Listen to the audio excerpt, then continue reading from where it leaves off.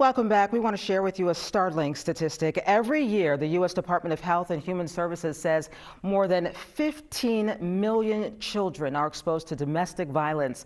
Some of those children live right here in Metro Atlanta. Our Monique John recently spoke with a young girl and her mother about how abuse changed their family and how a DeKalb County organization is helping them through the trauma. For Sherry Banks, leaving her abusive husband was overwhelming. I did not know how to break it to my kids that I was leaving their dad. It was a tough moment. It's like I had to leave with only the clothes on my back. In 2018, Banks and her two daughters moved into a safe house run by the Women's Resource Center to End Domestic Violence. Her youngest daughter, Zion, was just 6.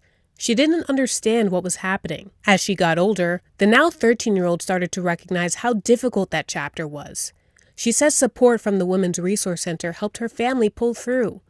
In addition to counseling, the organization took Banks and other children exposed to domestic violence on field trips, showed them how to work on arts and crafts, and gave them cooking lessons. They were super fun and like easy to talk to and stuff, because they understand. Bonding with children impacted by domestic violence gave her comfort and stability during a confusing and stressful time. The American Academy of Child and Adolescent Psychiatry says stress from domestic violence can lead to behavioral and mental health problems. They might be wondering, how is this person that maybe I've had a really good connection with now a harmful person that we as a family have to stay away from?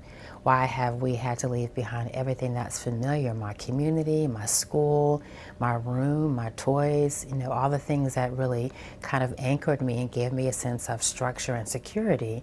Now I've had to leave all of those things behind.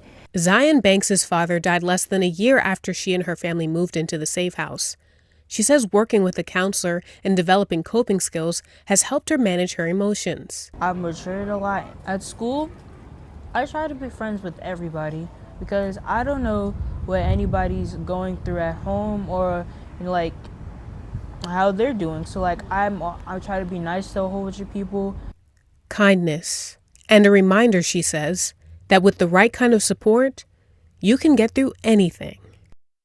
Sure can. Monique, thank you for sharing their powerful story. And these are the stories that make a difference in our community. And we want to share more inspiration just like this. So just scan the QR code on your screen and share your story with us at CBS News Atlanta, because we are always listening to you.